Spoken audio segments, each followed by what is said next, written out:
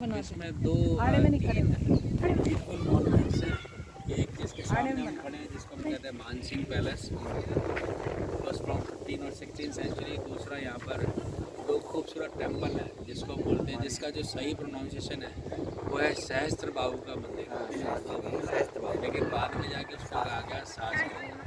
और एक मंदिर और है जिसको बोलते हैं तेली का मंदिर। Teli which is caste from Hinduism, can selling oil, जो ऑयल सेलर्स थे ना, लेकिन उसका भी सही प्रोनाउंसिएशन जो है वो तेलंगाना टेम्पल है। Telangana is south of India. It was from 9th century. बाकी हमने मूर्तियाँ देखी स्कल्पचर जैनिज्म 15-16 सेंचुरी की, वो अपन आखिरी में देखेंगे। सबसे पहले देखो आप फोर्ट्रेस वॉल। इस किले के ऊपर सबसे पुरानी जो है वो है इस किले की प्राचीर, इस किले की दीवार। It was from 8th century. ये 8वीं शताब्दी की है।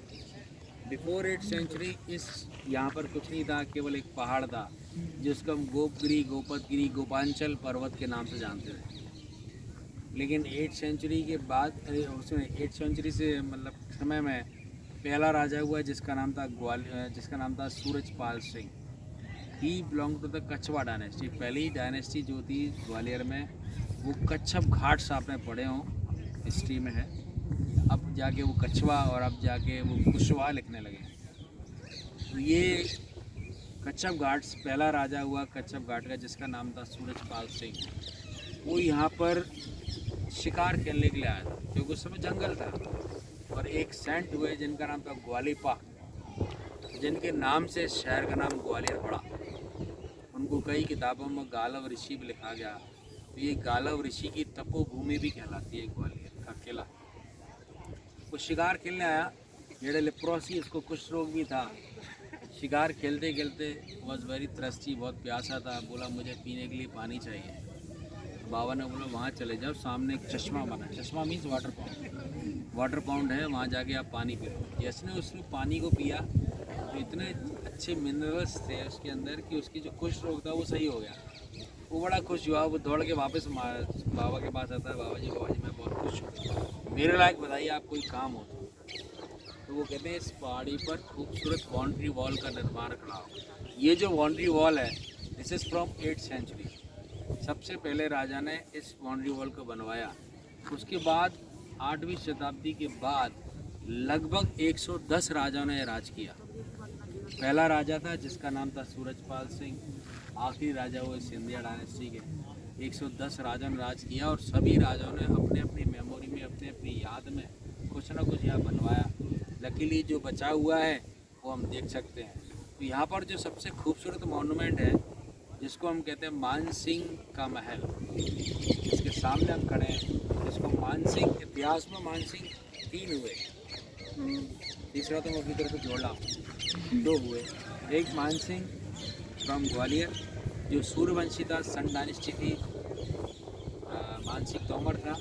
दूसरा मानसिंह राजस्थान से, जिसके बारे में आप सभी ने सुना होगा, जिसकी जोधापुर वाली कहानी, वो राजपूत डायनेस्टी थी। तीसरा मानसिंह हुआ वो भी ग्वालियर से था, जो खूंखा डकैत हुआ, जिसका नाम था मानसिंह। वो भी मानसिंह डकैत था, मानसिंह डाकू मानसिंह के नाम से जाना गया।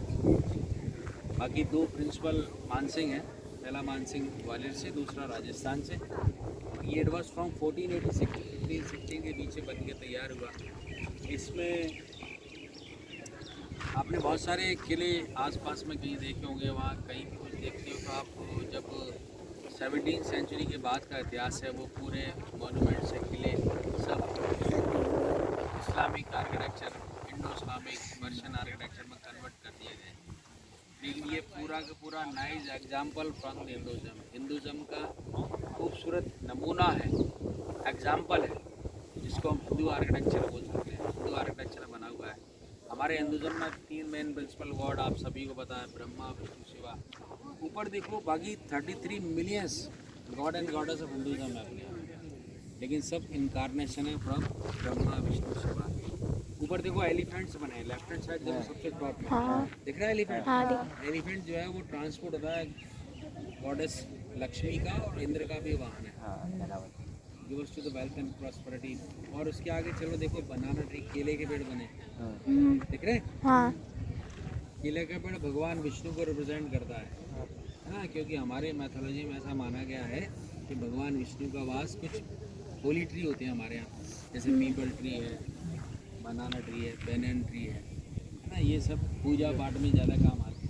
ये पेंटिंग उसी के समय की है। पेंटिंग नहीं है सर, हाँ उसी हम कलर और थोड़ा आप आगे चलो तो बीच में देखो दो एलिफेंट्स हैं, हाँ दो एलिफेंट के बीच में देखो विंडो है, हाँ दिख रही है विंडो? हाँ this side of the window देखो आप, लेफ्ट राइट साइड दो डांसिंग फिगर दिख रही हैं, हाँ हाँ both are standing with cross leg, हाँ ऐसे खड़ी हुई हैं, both are facing each other. वो क्योंकि राजा मानसिंह जो था वो संगीत और नृत्य का भी बड़ा भारी शौकीन था, और संगीत का जो राग ध्रुपद है सबसे पहले राजा मानसिंह ने गाया था। ध्रुपद, हाँ ध्रुपद राग ध्रुपद मानसिंह गाया था, और मानसिंह की तानसेन भी इनके दरबार में कुछ कई समय तक रहा, तानसेन ने भी यहाँ गाया था। दूसरा आपके ग्वालियर सिटी को अभी यूनेस्को, समझते हैं यूनेस्को? यूनेस्को ने अभी ग्वालियर सिटी को म्यूज़िक सिटी अनाउंस किया है। तो अब थोड़ा सा यहाँ पर टूरिज़्म ग्रोथ करेगा। उसी समय उसी के साथ देखो आगे नियर बाय में एलिफेंट बिग सर्किल दिख रहा है, that is the signification of sun. ये सूर्यवंशी था तो सूर्य को प्रतीक कर रहा है। बाकी आप आगे और चलो तो देखो दो टाइगर हैं राइट हैंड साइड में। Tiger it's transport of goddess Durga, Durga ji का व्हीकल है, give us the power and energy, जो हमको शक्ति का प्रतीक है। नीचे देखो there is a big ride with ducks, देख रहे हैं डक की? यस आप में से कोई बता सकता है डक कौन से भगवान का ट्रांसपोर्ट है? नहीं सरस्वती जी वर्ण देवता आज पता कर लो, आज बता रहा हूँ मैं, ध्यान रखना अगर कोई पूछे। सरस्वती होती है हंस वाहिनी ज्ञानदायिनी, हाँ हंस होता है उनका, स्वान कहते हैं जिसको। ये डक होता है भगवान ब्रह्मा का, बतख होता है। बतख बतख जो होता है, बतख पे भगवान ब्रह्मा बैठते हैं। ब्रह्मा सी सबसे शांति प्रिय देव हैं, और जग जो होता है बड़ा शांति प्रिय पक्षी होता है, पानी में भी चलता तो आवाज़ नहीं करता है। नीचे देखो बहुत सारी फिगर बनी है, लुक वाइज कर्व ली हुई है, ऐसे देख रहे हैं? ऐसी कर्व नहीं, यहाँ से स्टार्ट हो तो यहाँ सब जगह कर्व ली फिगर है। ये मैथोलॉजिकल फिगर है, इसमें 6 फिगर हैं। पास से देखेंगे जब हम यहाँ से चलेंगे, ट्रंक एलिफेंट जैसी है, माउथ क्रोकोडाइल का है, आईज काऊ का, ईयर माउस का, स्टमक फिश का है, फीट टाइगर के। So all these are transport of god and goddess of Hinduism, because of it was 100% built in Hindu architecture. तो हिंदुइज्म को प्रतीत कर रहा है, रिप्रेजेंट कर रहा है। बाकी नीचे देखो दो ग्रीन पैरेट देख रहे हैं इसको नीचे, इस पिलर के नीचे, ये सिंबल ऑफ लव है, प्रेम के प्रतीक है। ये हमारे यहाँ काम और रति दो भगवान देवी देवता हैं, और काम का ट्रांसपोर्ट होता है तोता, और रति होता है जिसका होता है मैना। तो ये भगवान ये कामदेव का व्हीकल है। बाकी आप देखो ग्रीन ब्लू येलो कलर, यहाँ पर कहीं भी कुछ कलर नहीं है। All these are local ceramic mosaic, these are the tile work, look wise painting, there is no painting. All these colours, जितने भी कलर हैं, हाँ जितने भी कलर्स हैं, collecting from the different types of flowers, different types of vegetables with copper sulphate, जो नीला धोता होता है, उसको मिला के पेस्ट करके फिर बनाया गया है टाइल। फिर वो टाइल उसी समय का टाइल वर्क लगा हुआ है। लुक वाइज ऐसा लगता है painting, but there is no painting, कुछ भी पेंटिंग वर्क नहीं है इसमें। बाकी ऊपर देखो कोबुला, जितने भी डोम दिख रहे हैं 15 और 16 सेंचुरी में जितनी डोम है, ये पूरे डोम कवर्ड थे कॉपर से विद कार्व। ऊपर का जो बुर्ज है जिसको हम पिनाकल बोलते हैं, that was covered with silver. तो बहुत सुंदर लगता रहा, जब सन आता होगा तो शाइन करता होगा, बहुत सुंदर लगता रहा होगा। लेकिन अनलकीली आपको सभी को पता है, सभी ने पढ़ा है कि यहाँ पर मुगलों का अटैक हुआ। सबसे पहले मुगल एम्परर आया जहांगीर, रहे तो सभी मुगल, बाबर भी था यहाँ, बाबर थोड़े, बाबर ने अपनी किताब में इस पैलेस के बारे में बाबरनामा लिखा, उसमें लिखा है उसने कि ये हिंदुस्तान के गले का हार का स्पेशल मोती है। इस पैलेस में लिखा है उसने, बांजिंग पैलेस के बारे में। बाकी जहांगीर आया तो जहांगीर ने देखना आप पीछे, there was a temple of lord Shiva, क्योंकि भगवान शिव को फॉलो करते हैं। अधिकतर मोस्टली राजा जितने हुए वो शिव को मानते हैं, है ना। तो शिव को यहाँ there was Shiva lingam is there, but जब वो जहांगीर आया तो जहांगीर ने डिस्ट्रॉय दैट, तोड़ दिया और इस प्लेस को उसने jail 52 Hindu kings imprisoned in this. उन्होंने हिंदुओं के 52 राजा को यहाँ पर कैद कर रखा था, जिसमें सिखों के 6वें गुरु थे जिनका नाम था हरगोविंद सिंह।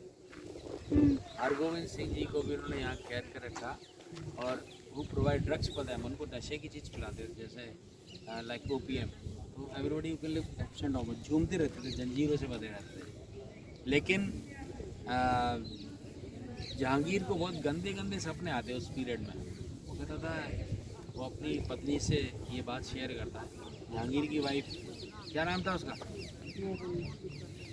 नूरजहां, है ना, नूरजहां जो थी, नूरजहां से वो कहता है कि बेगम मुझे बहुत गंदे गंदे सपने आ रहे हैं आजकल। तो वो कहती है कि आपने गलत भी तो काम किया है। तो क्या काम किया है मैंने गलत? तो बोलते हैं आपने इन राजाओं के साथ, मान लिया राजा से आपकी दुश्मनी है, लेकिन आपने इसमें 6 सेंट बंद कर रखे हैं, जो सरदारों के गुरु हैं 6वें, उनको आपने इसमें बंद करा, आप केवल उनको छोड़ दो। तो वो जाते हैं, वो कहते हैं कि बाबा जी आप जा सकते हो। तो वो अकेले नहीं जाना चाहते, तो वो चाहते थे मेरे साथ जो 51 राजा बंद हैं उनको भी छोड़ दो। तो बोले ये राजा सब आपकी बात मानते हैं, मेरी बात कोई नहीं मानता है। तो कहते मेरे में कुछ होगा तभी तो मुझे बात मानते, नहीं तो क्यों मानेंगे वो। तो वो कहते जाइए आप, जितने लोग भी बाबा जी के कपड़े को, कुर्ते को पकड़ के निकल जाएंगे उतनों को मैं यहाँ से रिलीज़ कर दूँगा। लेकिन ये बात बड़ी असंभव थी कि 51 राजा कैसे पकड़ते हैं कुर्ते। तो रात ही रात 51 कपड़े के टुकड़े उनके कुर्ते से टाँग दिए गए।